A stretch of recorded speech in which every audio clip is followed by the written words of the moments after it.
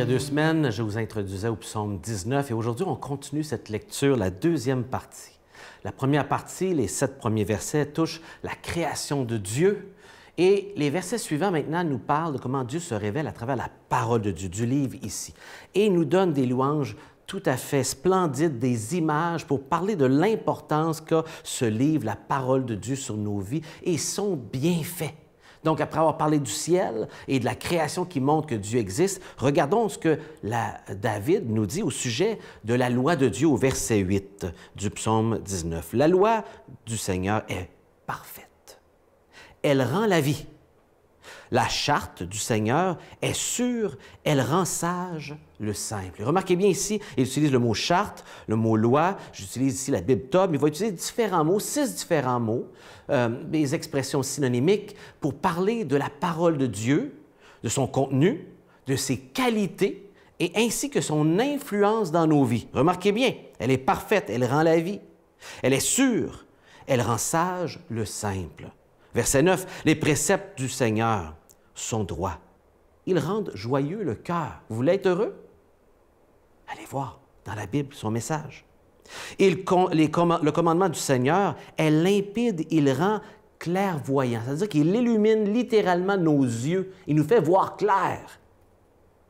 La crainte du Seigneur est chose claire. La crainte du Seigneur, c'est une expression pour la parole de Dieu. Elle subsiste toujours. Les décisions du Seigneur sont la vérité, toutes elles sont justes.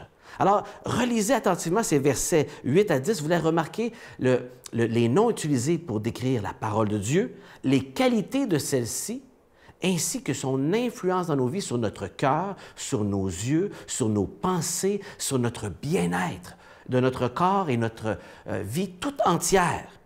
Et voici ce qu'il dit. Plus désirable que l'or et quantité d'or fin, plus savoureuse que le miel nouveau.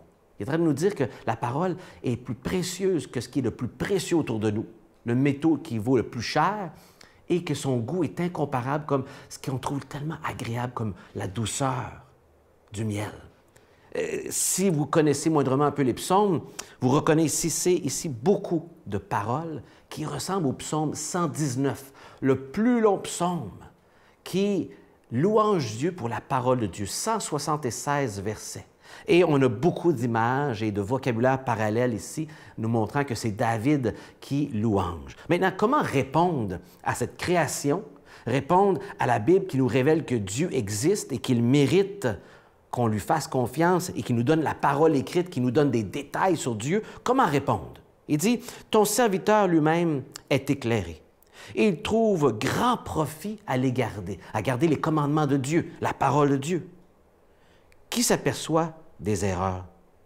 Acquitte-moi des fautes cachées. » Oh, tout à coup, en ayant vu le ciel qui montre Dieu, en ayant regardé la parole de Dieu et comment elle est incroyable, il y a de l'humilité.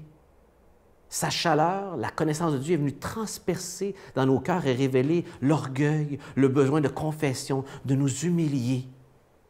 Et il dit, éloigne aussi ton serviteur des orgueilleux, qu'il n'ait pas d'emprise sur moi, parce que c'est facile d'avoir de l'emprise sur nous avec l'orgueil. Alors je serai parfait, intègre ou accompli et innocent d'un grand péché. Que les paroles de ma bouche, le murmure de mon cœur soient agréés en ta présence.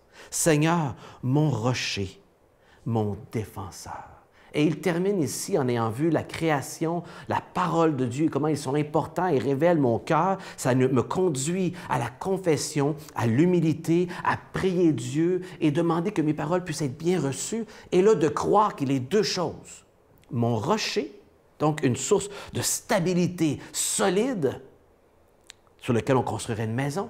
Et deuxièmement, mon défenseur. Ou littéralement, dans l'hébreu, on lit « celui qui me rachète ». C'est ça mon défenseur, celui qui me rachète de ma condition d'être un esclave du péché et qui me rachète de ma condition perdue pour faire de moi son enfant.